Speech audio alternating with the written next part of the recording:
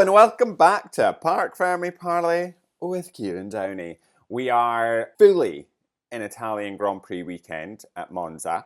We have had the first 2 of 3 practice sessions and we've got a few bits to talk about. It's obviously been quite a news-filled week. We have 2 rookies out on track that we obviously need to speak about, and a few incidents here or there that this newly resurfaced track is throwing up. It's proving to be a little bit of a challenge for even our more experienced drivers. So I think we're in for quite an interesting weekend. But first things first, let's talk about FP1. And the big news to come out of FP1 was Kimi Antonelli getting about 12 minutes into the session before he crashed into the barrier and red flagged the session. Now, can I just say, let's wind it back a wee bit. When Lewis Hamilton left, or announced that he was leaving Mercedes to go to Ferrari, when the name Kimi Antonelli started getting floated around as the potential replacement for Lewis Hamilton, I don't think I've seen a media buzz like this for years. Like, I don't even think Max got this level of hype and attention placed on him. Now, this kid has literally just turned 18 like 2 weeks ago. But for months, I'm talking months and months, there has been articles, there has been commentators talking about it, there has been social media, there has been so much buzz and hype and questioning and, you know, is he going to replace him? Is he going to be good enough? You know, he's only in his rookie season of F2. He's not performing that great in F2, but Prima is not performing that great. So there's just been so much hype and talk and buzz about it. And I would say the pressure that kid must be feeling is huge. Huge. And if this FP1 session had been anywhere else, the pressure would have been immense anyway. But add on to the immense pressure that just he's doing an FP1 session as a rookie, that he is tipped to be Hamilton's replacement. He is in Italy at the Italian Grand Prix in front of his home crowd. It's an F2 weekend, so he's also going to have to be competitive in that series. And he literally is getting swarmed everywhere he goes. Like, before FP1 started and Ted was down in the pit lane and they had the 2 garages and George sat the session out so Kimi could run, and Hamilton was there, and there was like 6 rows of photographers just shooting Kimi Antonelli's garage. It was wild and insane.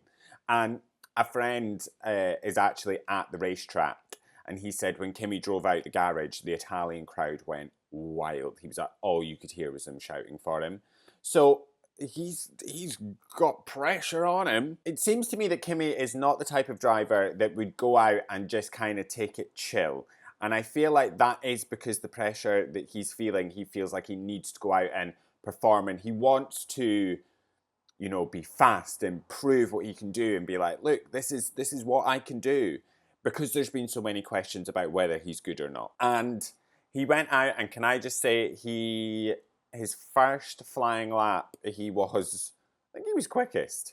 He was quicker than Hamilton. And he then went again, and coming around the final corners at the Parabolica, just was carrying a bit too much speed, lost the rear end of the car, spun off into the gravel, and crashed into the barrier. As I said, I think we were about 12 minutes into the session. Now, is this the result that Mercedes would have wanted for Kimi's first FP1 outing? No, of course it's not. They're not going to want him crashing into the barrier. Nobody's wanting that. Nobody's wanting you to crash these multi-million pound cars into a metal barrier. However, it almost seemed like Toto didn't care. Like, yeah, he was, like, when it shot him and he was like, oh, like, not what we wanted, to crash it into the wall. And, like, George Russell's reaction was comedy gold. So George is, like, sat at the beginning of the session and he's watching and he's like happy because he obviously knows that Kimi's getting signed. He's happy, he's seeing Toto and Kimi speaking in his car, and he's watching and he's excited that, you know, this young fresh talent's about to come into the sport. And then he bins it, and then it's like the realization hit that he's crashed his car, like Kimi's crashed his car.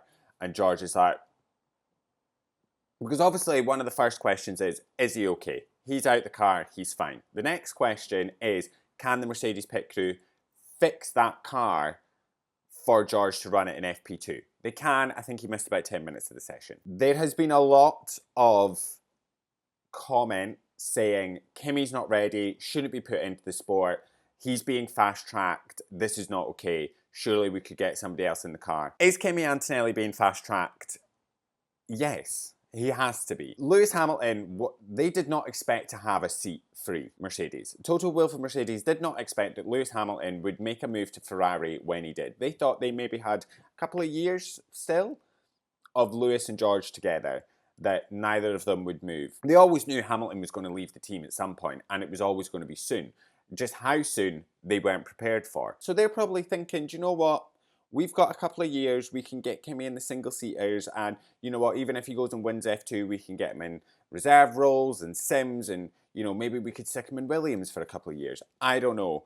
There's multiple possibilities. However, Hamilton then was like, so yeah, I'm off to Ferrari, and there suddenly became a need to fast-track Kimi into Formula One. Toto Wolff made no secret of the fact that he thinks that Kimi Antonelli is going to be like the next Max Verstappen, that he comes in really young, because Max was about, what, 17, 18 as well when he entered Formula One. Toto has not hid the fact that he thinks that Kimi is that next young talent that is going to just completely dominate. He's going to be amazing, and it's going to, you know, win races and titles, and it's just, he's going to, whoa, everybody's going to, you know, go crazy for him. That's, Mercedes genuinely believe that that is what Kimi Antonelli is. And don't get me wrong, he is a fantastic driver. We've seen some brilliant driving from him in F2.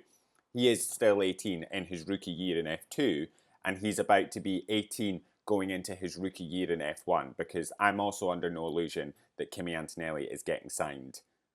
Like, he is going into F1 in 2025. I don't see anything else happening. It's just a matter of when the announcement comes. So yeah, I do believe that Toto is rushing Kimi, and he has to. He doesn't want to lose him. He doesn't want to lose him like he's saying he lost Max. And if anything, if you look back even to 2023, Oscar Piastri is clear proof that if you don't give the drivers in your junior programs the opportunity, they will just leave. Oscar Piastri was nurtured and everything by Alpine, and they just wouldn't give him a seat, and there was a seat that became available at McLaren, and he was like, right, see ya, bye. So Toto is probably worried that if he doesn't give Kimi the chance, that he would lose Kimi, and Kimi would just go to another team. So I do completely understand why Toto's made the decision he made. So yeah, it's not great that Kimi's crashed the car. However, as I said, it seemed as if Toto didn't care. It's like, it almost felt like Toto just, you know, was about to jump on the bandwagon, was just going to drive Lewis's car into the wall just to be like, look, it's okay, Kimi, don't worry about it. He came over the radio and he was like, it's all good. It's all good, Kimi.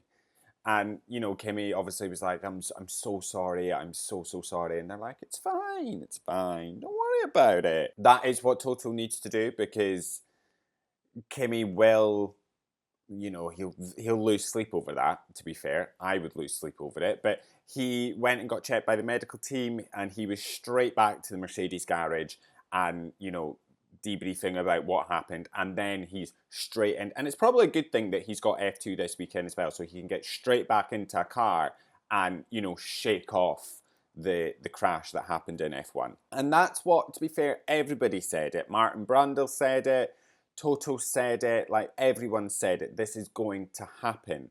It happened with Max. Max was never done crashing when he joined F1. Like, these things happen. The safety car crashed this weekend. Do you know what I mean? Like, it's just part of Formula One, unfortunately. So yeah, I think Kimi just needs to kind of take the pressure off himself, maybe just a little bit. Yeah, it's exciting. It is very exciting going into next year with so much new young talent coming in. We've got Oliver Behrman, Jack Doohan, Kimi Antonelli, probably getting Liam Lawson. Like, there's just such an influx next year of like young talent, and we haven't really had that since, like, well, I suppose we kind of had it in 2023 when we had the Oscar Piastri, Nick De Vries, Logan Sargent, but there doesn't seem to be the excitement around those. There was definite excitement about Oscar Piastri, but there doesn't really seem to be the excitement about the other two. This year, there's excitement about all of these new drivers coming in. Everybody's kind of pumped about them. Only other news of FP1 was Franco Colapinto. He was obviously doing his first free practice session as an actual F1 driver for the next 9 races.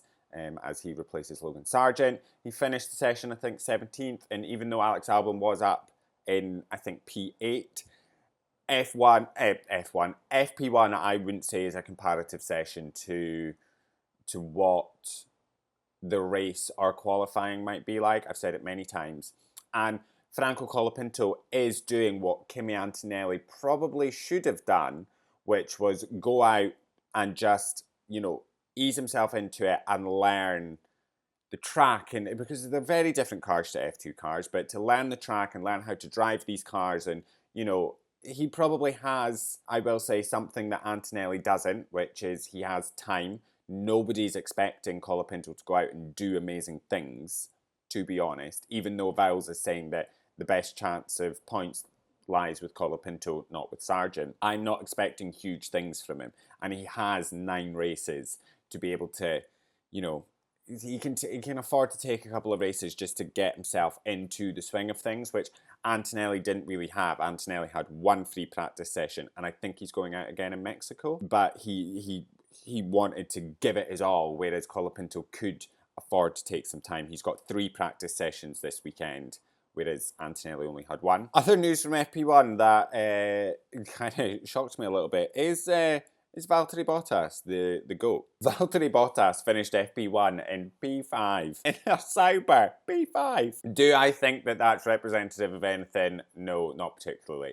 Do I think we could see Sauber score a point this weekend? Potentially, if Bottas can qualify all right and get stuck in a DRS train, which there is always at Monza, really long straights where the DRS is activated, and you just, you get stuck in one. So if he can qualify pretty decent and get stuck in a DRS train, there's every chance that he could score a point for Sauber, which is really what they need. That being said, he did finish FP2, which I say is a more comparative session, P11. So could be promising that Sauber scores a point this weekend. You can hear the disbelief in my voice. All right, now moving on to FP2, where Lewis Hamilton topped the timesheets. And probably the news that everyone will cling to is that the Red Bull drivers finished P14 and P15 respectively. So I think Max was 14th, Checo 15th. Now, you know how the teams throw up those little graphics at the end of every session with where their drivers finished? And it's always like, Max and Checo P14, 15 or P1 and 18. Red Bull did that, and I actually went and checked Red Bulls to see what the comments were, and it was quite a mixed bag. It was a few people that had actually watched the session and had seen that, Max was aborting his lap because he just didn't feel that comfortable in the car, so never really got a proper fast run in. His time was set on mediums, and that Checo was kind of caught up in the traffic of it all. But as I said, Max did abort a few laps, and when I was reading the comments, there was people saying, oh, Red Bull are washed, fix Max's car, this is terrible, what are you doing? And you can tell there was people that watched the session and people that didn't. Is that saying that Max is 8/10 off the pace of Hamilton? No. Hamilton, as I said, was a soft runner, Max was a medium runner, that's where the difference is the times. Max is a fucking machine. So do I think that when he sticks a pair of soft boots on and gets out for qualifying that he'll be sitting P14? Absolutely not. Not one bit of me believes that Max will be sitting P14. Checo, I don't even think Checo will be sitting P15, to be completely honest. Do I think we've got quite an interesting fight for pole position? Yeah, I do. I think we're going to have quite a spicy qualifying, and I think the people in the mix are going to be the McLarens, the Mercedes, the Ferraris, which were looking pretty all right, to be fair.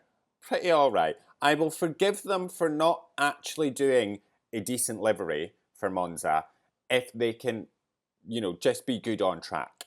Because they've given us everything, right? They gave us merch. They've got special race suits, special boots, special helmets. They've got somewhat of a special car. I think they painted the driver numbers black and stuck a wee black stripe on the side. Very Miami of them. And do you know what? What's the point? What is the... You can't call it a special livery. What is the actual point, Ferrari, in even trying to do a special livery and delivering that? It's the most underwhelming thing I've ever seen in my life. However, I actually really like the race suits, and I really like Sainz's helmet. It's probably the best looking helmet we've had this year. It is a work of art, absolutely stunning. And I'll also add in Max Verstappen for that fight for pole. I don't think Checo's going to be fighting for pole, to be honest. I think we might get a Q3 appearance, but I think he'll be down the bottom end. I do think that's kind of the way FP2 ended, was a sort of Hamilton, and then it was like McLaren, Ferrari, Russell. So that top 6 is 3 teams locked it out. And then I think we can throw Max in. So I think the top 7 will be the 3 teams and Max. And that'll be our sort of fight for pole. There was a lot of the drivers complaining in FP2 that relayed their times and the positions that they kind of fell, and the drivers were saying, you know, I can't get a toe. I'm the only one out on track right now, and I cannot get a toe. And so many of the drivers are wanting like a toe. The toe in Monza is huge, right?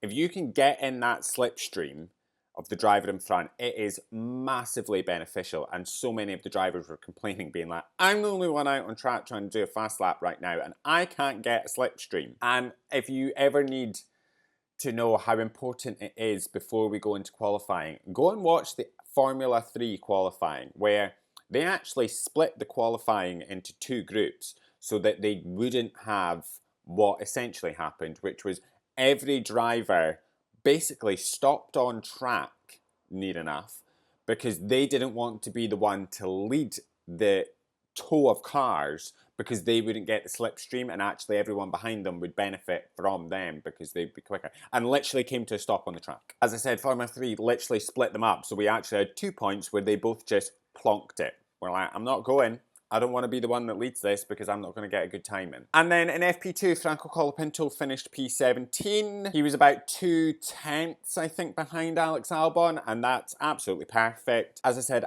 I don't think anyone's really expecting him to go out and stick at P5. That'd be amazing if he did, but he can take the time just to learn, and as long as he's not massively off the pace of Albon, then you're laughing. And if he can keep it in and around Alex, it basically shows that the car is not a complete dustbin being driven to the absolute limits by Alex Albon, that the car is actually all right, and it just needs an experienced driver in it to, you know, drive it correctly.